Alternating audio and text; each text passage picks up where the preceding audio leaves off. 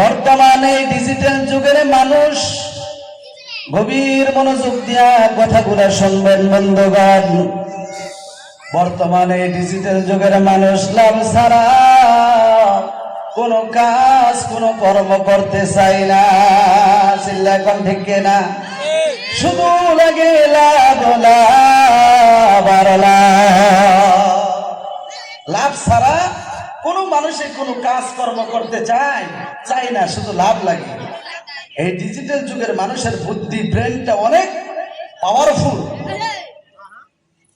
ওরে মুসলমান আমাদের গোলামেরা শুনে নাও, আজকাল যদি এই মজলিসের দাম লাভের কথা যদি গভীর ভাবে চিন্তা করতো, এরকম 10টা প্যান্ডেল বানালেও জায়গা হতো না। ওরে প্রিয় মুসলমান, আল্লাহ পাকের গোলামরা শুনে নাও, আজ থেকে নিয়ে দয়ার নবী মায়ার নবী রহমাতুল্লিল আলামিন ১৫০০ বছর হয়ে যায় এই দুনিয়ার জমিন ছেড়ে বিদায় নিয়েছেন। জান্নাতের রিয়াজুল জান্নাতের মধ্যে শুয়ে আছেন দয়ার নবী মায়ার নবী আমার ১৫০০ বছর আগেই এই মজলিসের দাম লাভের কথা ঘোষণা করেছে। এই মজলিসের দাম কত?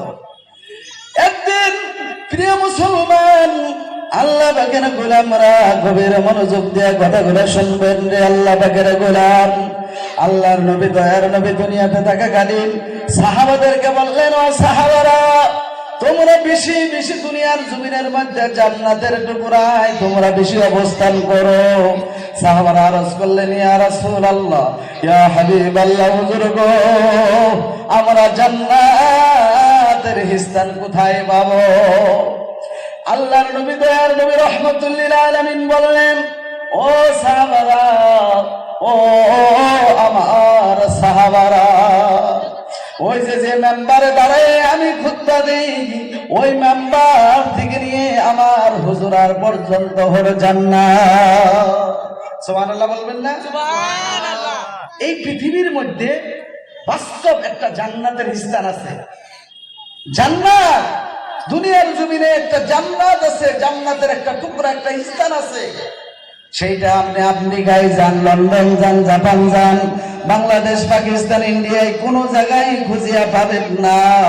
ওই জায়গাটা আছে আরব দেশ মদিনার মধ্যে, মসজিদে নববীর মধ্যে। যে নবী আমার যেখানে দাঁড়ায় খুতবা দিতেন, জুমার খুতবা দিতেন, ওই জায়গার থেকে নিয়ে নবীজির হুজরা পর্যন্ত যেখানে শুয়ে আছেন, ওই জায়গাটুকু হলো দুনিয়ার জমিনের মধ্যে জান্নাতের টুকরা। সুবহানাল্লাহ। যদি কোনো আল্লাহর বান্দা, কোন আল্লাহর বান্দিরা ওই জান্নাতের টুকরাই যদি সিজদা দিতে পারে, দয়ার নবী মায়ার নবী আমার বলেছেন, তার জন্য আল্লাহ পাকের জান্নাত ওয়াজিব হয়ে যায়। জোরে কোন সুবহানাল্লাহ। বাড়িতে যে কোয়েন সুবহানাল্লাহ, জোরে কোন সুবহানাল্লাহ।